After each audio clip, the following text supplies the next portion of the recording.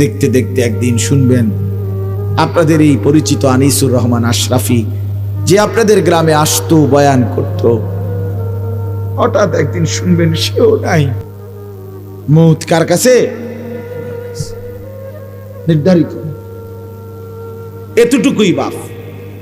এজন্য আমি বলতেছি, ছেলেরা, বাবারা, পর্দার আড়ালের মা বোনরা, মনোযোগ দিয়ে আমিও শুনি, আপনারাও শুনেন।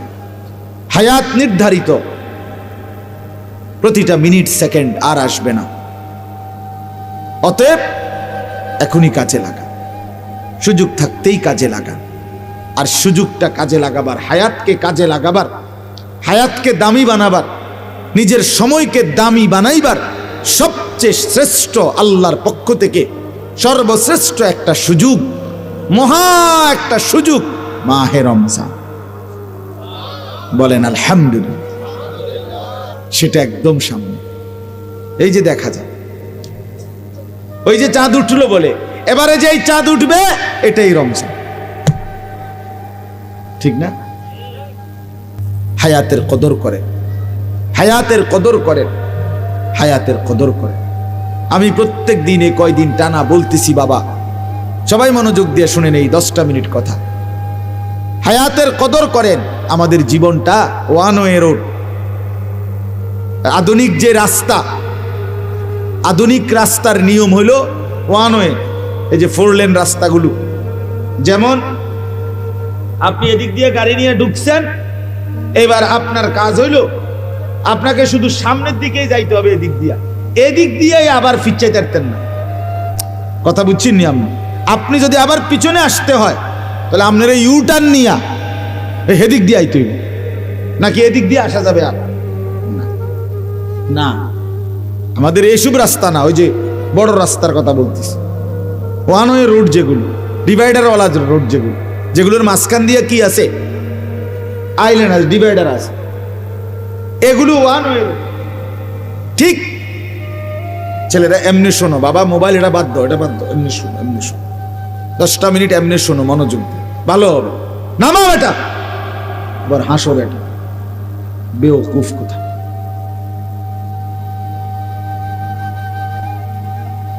নামাও, এমনি শোনো বেটা।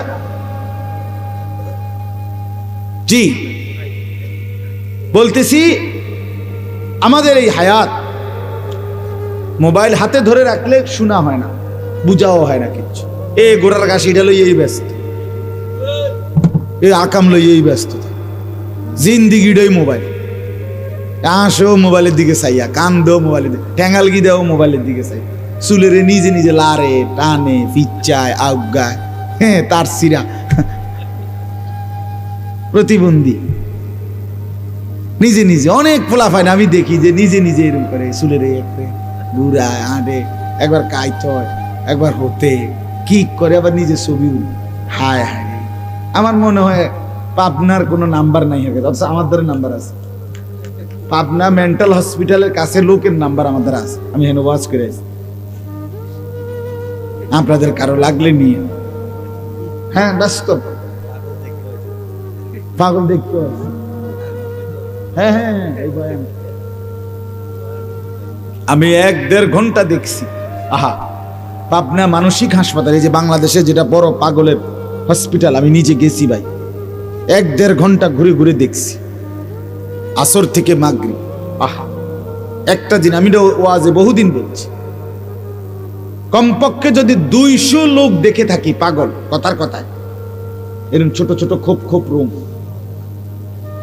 গ্রিল সহ জালি দেওয়া, ভিতরে ঢুকতে দেয় না, ওদের কাছে ঢুকতে দেয় না, ওই জানালার মধ্যে কথা কম যায় আর কি, তাও সবাইরে ঢুকতে দেয় না, অনুমতি নিয়ে যাইতে হয় বিশেষ। তো যাই হোক, আমি যদি 200 পাগল দেখে থাকি, বিশ্বাস করেন কসম, সর্বোচ্চ 2 জন হবে বুড়া মানুষ, আর 198 জন হবে যুবক ছেলে। বিশ্বাস কর, সব ইয়াং ফলাফল। আমার চোখে দেখা, আমি নিজ চোখে দেখছি। হ্যাঁ, পাগল বানাই দিছি। আমি জিজ্ঞাসা করছি, যুবক নাম কি তোমার? বলছে কয় রবীন্দ্রনাথ ঠাকুর। তার নাম রবীন্দ্রনাথ ঠাকুর, তাহলে তো বুঝাই গেল সে কি। বলেন হাসির বিষয় মনে করেন? আল্লাহ তাআলা যদি আমাদের এই ব্রেন মাথা সুস্থ না রাখে, আমাদের কয়দিন আগে 10 তারিখ এই শনিবারে আমাদের কাবিলা আমাদের বুড়িচং উপজেলার কৌমি মাদ্রাসার সমস্ত সম্মিলিত একটা সম্মেলন হয়েছে, বড় সম্মেলন, অনেক বড় মাহফিল, কাবিলা ঈদগাহ ময়দান। তো ওইখানে একটা লোক পাশে আপনার, আমরা যেখানে মাহফিলের লোকরা বসছি, আমরা ওখানে দেখছি একটা লোক, এই একটা ছেলে যুবক প্রতিবন্ধী পাগল, আমি তারে দেখছি অনেকক্ষণ, তার দিকেই আমি তাকাইছিলাম। আমার এত মায়া লাগছে, সে নিজে নিজে একবার সোফাটার মধ্যে একবার এই পাশে দিয়ে, একবার এই পাশে আইয়ে, একবার কেমন জানে হাত লাড়ে, একবার হাসে, একবার আবার দাঁড়ায়। এই যে আহা, একদম সুন্দর, বিশ্বাস করেন একেবারে টুকটুকে সুন্দর চেহারা, লম্বা চুলা ছেলে, এত মায়া লাগছে যে আহা, ছেলেরা বুঝতেছে না। এই জন্য বাবা আমি ধমক দেই এই উদ্দেশ্যে, দুশ্মনির জন্য না।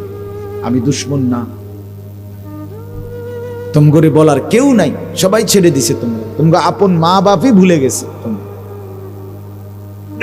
কেউ তোমগরে কিছু বল। তোমরা মোবাইলের হাতে জিন্দিগি তুলে দিছো, নারীর সামনে, জিনা ব্যভিচারের সামনে, অশ্লীল ছবির সামনে তোমরা জীবন তুলে দিছো। আর এখান থেকে ফিরে আসা বাপ কঠিন, খুব কঠিন। ইয়া লাইতানি কদ্দামতু লিহায়াতি, রব্বুল আলামিন বলেন হাসরের ময়দানে প্রত্যেকটা নাফরমান আফসোস করবে, হায় যদি দুনিয়ার হায়াতে থাকতে আজকের আখিরাতের জন্য কিছু পাঠাইতাম। ইয়া লাইতানি কদ্দামতু লিহায়াতি, হায় যদি দুনিয়ার হায়াতে থাকতে আজকের জন্য কিছু পাঠাতাম। এরকম বলি, ইয়া লাইতানি কুনতু মাআহুম ফাআফুযা ফাওজান আযীমা। বন্ধুরা, শাইখ আনিসুর রহমান আশরাফি খুব চমৎকার একটি কথা বলেছেন যে মাটি তার পাওনা একদিন ঠিকই বুঝে নেবে।